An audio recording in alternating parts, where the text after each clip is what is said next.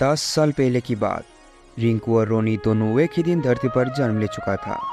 रिंकू के पिता शीतलपुर गांव का एक छोटा सा किसान था। दूसरी तरफ रोनी सोने का चम्मच मुंह में लेके पैदा हुआ था। उसके पिता उस गांव का सबसे धनी व्यक्ति था। रिंकू पैदा होने का 1 साल बाद ही उसका पिता दुनिया को अलविदा कह चुका था। माँ, मेरे जितने दोस्त थे वो सबके पापा है, लेकिन मेरा पापा कहाँ है? बेटा, तू जब बहुत छोटा था ना, तेरे पापा पैसे कमाने के लिए बहुत दूर चले गए हैं और वो एक दिन बहुत पैसा कमा के लेके आएंगे। ये मतलब मेरे भी पापा है? हाँ बेटा, हाँ। क्या रे बिमला, आजकल तू काम पे इतना लेट से आता है? नहीं सेठ जी, दरअसल खाना बनाना पड़ता है और बेटे को स्कूल के लिए रेडी भी करना पड़ता है। बस बस, बहुत सुन लिया तेरी नौटंकी। अगर तेरे को काम करनी नहीं तो छोड़ दे काम। तेरे वजह से हमें भी भूखा रहना पड़ता है।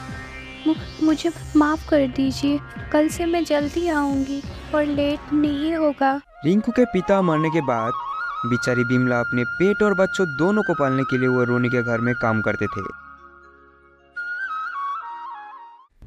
क्या रे, तू आज भी लेट? मुझे माफ़ कर दीजिए। बस बस, पता है, आगे नहीं सुनना। और तू कल से तेरे बेटे को भी इधर ले गया। कोई जरूरत नहीं उसे पढ़ाने का, नहीं तो तू काम छोड़ सकता है। नहीं सेठ जी, मैं लेके आऊँगी उसे और कल से लेट भी नहीं होगा। बेचारी बिमला के पास कोई उपाय ना होने के कारण नेक्स्ट डे वो अपने बेटे के साथ रोनी का घर आ जाते। रोनी और रिंकू दोनों खेलने लगते। इतना में ही रोनी का पापा आ जाते हैं। अरे बेटा, तुम ये गरीब के साथ क्या खेल रहे हो? इसकी कोई औकात नहीं तुम्हारे साथ खेलने का। अरे पापा, मेरा तो कोई दोस्त ही नहीं है खेलने के लिए। दोस्त? तुम फिक्र मत करो बेटा, कल तुमको मेरे दोस्त के बेटे से मिलवाऊंगा। उधर तुमको बहुत सारा दोस्त मिल जाएंगे। ठीक है पापा। धीरे धीरे दिन बीतता है। अब रोनी और रिंकू दोनों बड़ा हो चुका है। हालत खराब होने के चलते रिंकू अपनी पढ़ाई पूरा नहीं कर पाते। वो मेहनत करके अपने घर चलाता है। दूसरी तरफ रोनी के चाल चलन हूबहू उसके पिता की तरह हो गया और ऊपर से कोई काम धंधा भी नहीं करता है। एक दिन की बात है, रिंकू गाँव के रास्ते से काम पर जा रहा था। उतना में उसको रोनी मिल जाता है। क्या रे भिख मंगे रिंकू, कहाँ जा रहा है? बहुत दिन से तेरी कोई खबर भी नहीं है। और तेरी बुढ़िया माँ का क्या हुआ? जिंदा तो है ना वो? हाँ रोनी भाई, सब कुछ ठीक है। रोनी भाई सुन, ना तो मैं तेरा भाई हूँ और ना तो कभी मेरा भाई हो सकता है। अब समझ गया ना? भिखारी कहीं का। सर बोल मुझे सर। ठीक है सर। हाँ ठीक है, अब चल भाग यहाँ से। बेचारे रिंकू ने तो कुछ किया भी नहीं था, फिर भी बेवजह उसको रोनी ने सुना कर गया। रिंकू थे तो बहुत गुस्से में, लेकिन वो कुछ कर भी नहीं पाया। वजह उसकी मजबूरी थी। आखिरकार वो कर भी क्या पाता। रोनी बड़े घर का लड़का जो है। एक दिन रोनी रास्ते में से अपनी बाइक लेकर जा रहा था। उतने में ही वो एक गाड़ी के साथ अपनी बाइक टक्कर मार देती है। अरे अरे अरे बेटा, आपको लगी तो नहीं? सब कुछ ठीक है ना? लगी तो नहीं? क्या मतलब? टक्कर मारकर बोल रहे कि सब कुछ ठीक है ना? लेकिन बेटा, मैं तो सही साइड पर था। तुम ही हो जो रॉन्ग साइड पर बाइक चला रहे हो। मुझे मत सिखाइए क्या रॉन्ग क्या राइट। आपको पता भी है कौन है मेरा पापा।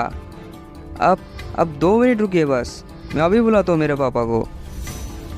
रोनी की गलती होने के बावजूद वो अपनी गलती मान नहीं रहा था। वो बार बार उस व्यक्ति के साथ चिल्ला कर बात करने लगते हैं। इतना में ही रोनी का पापा वहाँ पहुँच जाता है। क्या हुआ बेटा, कोई दिक्कत, कोई परेशानी तो नहीं ना? इतना हड़बड़ी में जो बुलाया मेरे को। देखिए ना पापा, ये अंकल ने मुझे अपने गाड़ी से टक्कर मारा है और मुझे ही गाली दे रहा है। इतना बोलते ही रोनी का पापा उस व्यक्ति के पास चला जाता है। जैसे ही रोनी के पापा उसको देखता है, मानो उसके पैरों तले जमीन खिसक जाती है। सर आप? हाँ, क्या ये तुम्हारा बेटा है? बहुत अच्छे संस्कार दिए हो। ये सब सुनकर रोनी घबरा जाता है। वो सोचने लगता है ये सब क्या हो रहा है, कौन है ये व्यक्ति जिसके साथ मैंने झगड़ा मोड़ लिया। इतना में ही रिंकू उसी रास्ते से जा रहा था। उधर जो कुछ भी हुआ वो सब रिंकू देख लेता है। उसके बाद धीरे धीरे वो उन लोगों के पास चला जाता है। अरे क्या हुआ, कोई प्रॉब्लम हुआ है क्या? इनकी तरफ से मैं सॉरी बोल देता हूँ, इन्हें कुछ मत कहिए सर। अरे रिंकू बेटा, तुम्हें सॉरी बोलने की कोई जरूरत नहीं है। तुम एक अच्छे और ईमानदार लड़का हो, तुम्हारे बात में कैसे टाल सकता हूँ। चलो जाने दिया इन्हें। इसके बाद वो व्यक्ति वहाँ से चला जाता है। ये सब देखकर रोनी और रोनी के पापा दोनों हैरान हो जाता है। वो दोनों सोचने लगते हैं, रिंकू आखिर रिंकू के साथ इसका क्या लेना देना, कैसे पहचानता है ये रिंकू को। बेटा मुझे नहीं पता तुमको मैं कैसे थैंक यू बोलूँ, पर तुमने जो आज किया, मेरे बेटे को बचाने के साथ साथ मेरा भी बिजनेस खत्म होने से बचाया। अरे ऐसा कुछ नहीं, वो तो बस मैंने बोल दिया और उन्होंने सुन लिया।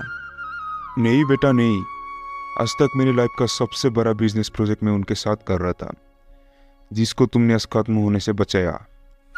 मुझे भी माफ़ कर दे मेरे भाई, आज तक जो भी गलत बर्ताव किया तेरे साथ, वो सबके लिए मैं शर्मिंदा हूँ। क्या यार, ऐसा मत बोलो, तुमने मेरे को भाई बोला, इतना ही काफ़ी है। सुनकर अच्छा लगा। रिंकू भाई एक बात पूछूं, तुम वो अंकल को कैसे जानते हो? अच्छा वो, मैं तो बस उनके घर का काम करने वाला एक छोटा सा नौकर हूँ, इसलिए मैं उन्हें जानता हूँ। आज से तुम दोनों ही मेरे लिए एक समान हो। रिंकू बेटा, तुम अपने माँ को लेकर मेरे घर आ जाना। चलो अभी घर चलते।